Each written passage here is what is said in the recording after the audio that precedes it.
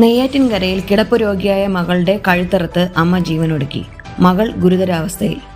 അറകുന്ന് സ്വദേശി 77 വയസ്സുള്ള ലീലയാണ് മരിച്ചത്. 48 വയസ്സുള്ള മകൾ ബിന്ദു ഗുരുതരാവസ്ഥയിൽ ചികിത്സയിലാണ്. കിടപ്പ് രോഗിയാണ് മകൾ. സാമ്പത്തികമായി പിന്നോക്കം നിൽക്കുന്ന കുടുംബമാണ് ലീലയുടേത്.